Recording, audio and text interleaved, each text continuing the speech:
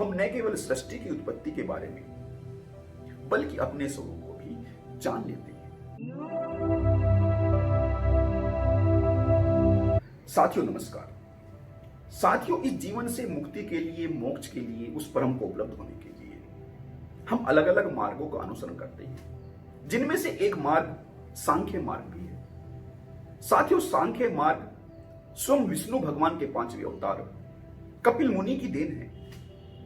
साथियों, एक बार जब वे बाल्यकाल में थे तो उन्होंने अपनी माता को मुक्ति और मोक्ष का मार्ग बताते हुए इन तत्व दर्शनों की व्याख्या की थी जो सांख्य शास्त्र में उपलब्ध हुए हैं। साथियों, उनके जन्म के बारे में एक कथा है कि जो उनके पिता महर्षि कदम थे, जो स्वयं ब्रह्मा जी के पुत्र थे, उनको महर्षि कदम को ब्रह्मा जी ने पृथ्वी लोक पर संतानोत्पत्ति के लिए, इस सृष्टि के विस्तार के लिए भेजा। लेकिन उनका तो मन है वह भगवान में ही लीन रहता था। वे गृहस्थ जीवन में प्रवेश करने के बिल्कुल भी उत्सुक नहीं थे, लेकिन उन्हें अपने पिता की आज्ञा का भी पालन करना था। तो वे इस समय सोच रहे थे कि इसको किस भांति से इन कार्यों का निर्वहन किया जाए कि उनका जो आध्यात्मिक मार्ग है वह भी आगे बढ़ सके, उनका जो गृहस्थ जीवन है उसको भी वे अपनी जिम्मेवारी, रेस्पॉन्सिबिलिटी के साथ उसका निर्वहन कर सके। तो वे विष्णु भगवान की 10,000 वर्षों तक तपस्या करते हैं। तो विष्णु भगवान उनको दर्शन देते हैं और उनकी समस्या का निवारण करते हुए कहते हैं कि जो स्वयंभू मनु है, उनकी जो पुत्री है देवहूति, वह कन्या तुम्हारे लिए सुयोग्य है और तुम्हारे घर पुत्र के रूप में मैं स्वयं जन्म लूंगा। तुम अपने दोनों ही कार्य, अपने पिता का दिया हुआ कार्य भी और जो तुम्हारी इच्छा है अपनी आध्यात्मिक उन्नति की, उसको भी तुम पूर्ण कर लोगे।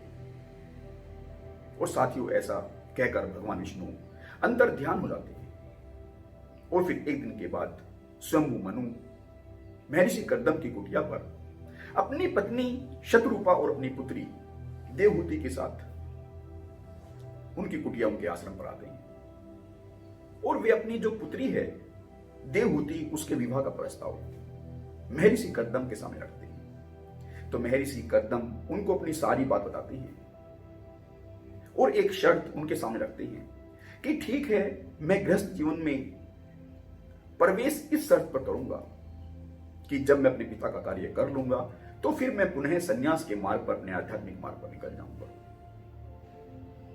और साथियों, इस बात से उन दोनों का विवाह, महर्षि कदम और देवहूति का विवाह हो जाता है और इस बात से अनेकों वर्ष निकल जाते हैं। अनेकों वर्ष निकलने के बाद इनको अपने पिता का वचन ध्यान आता है। तो फिर 9 पुत्री और 1 पुत्र की इनको प्राप्ति होती है। और ऐसा कथा में वर्णन है कि जब ये अपनी कन्याओं का कन्यादान कर चुके होते हैं, उनके विवाह का कार्य संपन्न कर चुके होते हैं, तो फिर ये पुनः अपने संन्यास मार्ग पर निकल जाते हैं। तो जो पुत्र है, जो कपिल मुनि है, वह बाल्य काल में ही होते हैं। उनकी मां जो देवहूति है, अपने पति से बिछुड़ने के कारण, क्योंकि वे बहुत लंबे समय से अपने पति के साथ रही थी और अब उनके जो पति है, जो महर्षि कदम है, वे संन्यास मार्ग पर जंगलों में चले गए थे। तो उनके अंदर एक अशांति उत्पन्न होती है। तो वे अपने इस दुख को अपने पुत्र के सामने, कपिल के सामने रखती है, जो उस समय एक बच्चा था। तो कपिल मुनि उस समय तत्व ज्ञान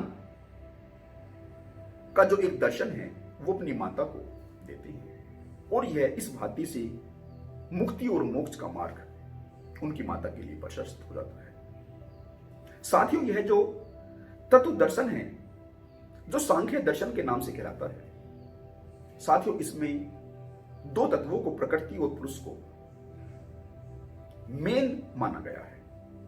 और जो प्रकृति है वह जड़ तत्व की भांति है और जो पुरुष है वह चेतन तत्व की भांति है।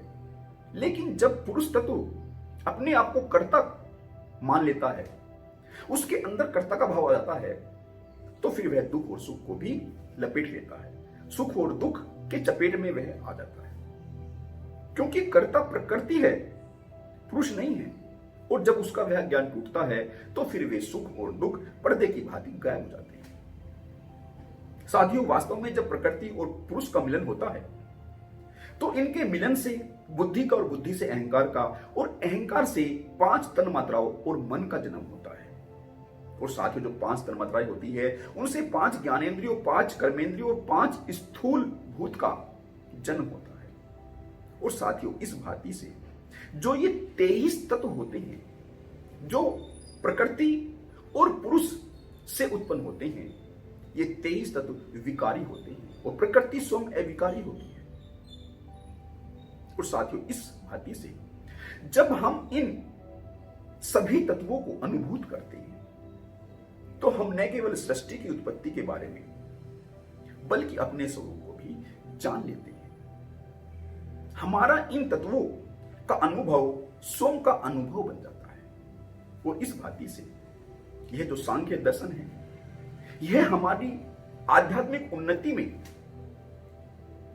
हमारे मुक्ति और मोक्ष के मार्ग में एक मील का पत्थर सा